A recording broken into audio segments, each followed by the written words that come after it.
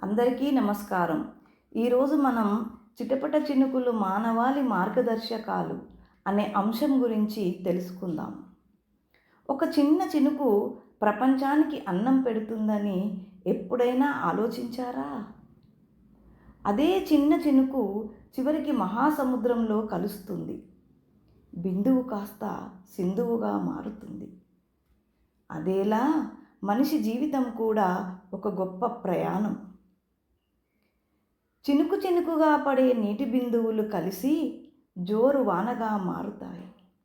ఆ వాన కొండల్లో కోనల్లో చేరి రాళ్ల మధ్య ఉరుకుల పరుగులతో ప్రవహిస్తుంది. చిన్న వాగులాగా మొదలైన ఆ ప్రవాహం కొంచెం కొంచెంగా పెద్ద నదిగా మారుతుంది. అది ప్రయాణిస్తూ అడవులను గ్రామాలను దాటుతుంది. గ్రామాల దగ్గరికి చేరినప్పుడు ఆ నీరు పంట పొలాల్లోకి ప్రవహిస్తుంది. ఎండిన నేలను తడిపి పచ్చని పంటలను పెంచుతుంది. ఆ పంటలే మనిషికి అన్నం అవుతాయి. మన కడుపు నింపి ఆకలి తీరుస్తాయి. అదే నీరు తాగునీటిగా మారి మనిషి జీవనాధారంగా నిలుస్తుంది.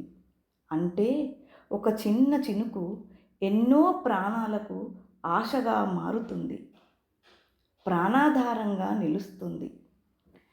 ప్రకృతిలో ఈ నీటి ప్రవాహం మనిషి జీవితాన్ని గుర్తు చేస్తుంది. మనిషి జీవితం కూడా ఒక చిన్న చినుకులానే మొదలవుతుంది. బాల్యం, యవ్వనం, వృద్ధాప్యం, అనుభవాలు, విజయాలు, అపజయాలు, ఇంకా సుఖాలు, దుఃఖాలు, ఇవన్నీ కలిసిపోతూ మనిషి జీవితాన్ని ఒక ప్రవాహంలా ముందుకు నడిపిస్తాయి ఆశగా.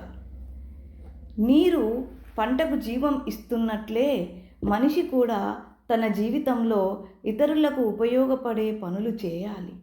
ఎందుకంటే నది ఎంత దూరం ప్రయాణించినా చివరికి సముద్రంలో కలిసిపోతుంది.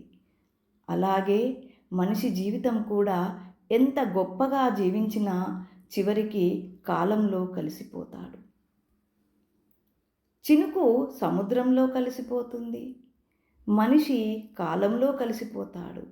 కానీ అతడు చేసిన మంచితనం మాత్రం ప్రపంచంలో ఎప్పటికీ ప్రవహిస్తూనే ఉంటుంది.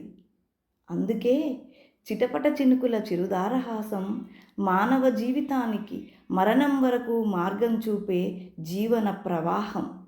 మరి మీరేమంటారు? Thank you. ఈ అంశం మీకు నచ్చేదుంటే తప్పకుండా సబ్స్క్రైబ్ చేయండి. లైక్ ఇచ్చి ఈ అంశంపై మీ అభిప్రాయం కామెంట్ చేయండి.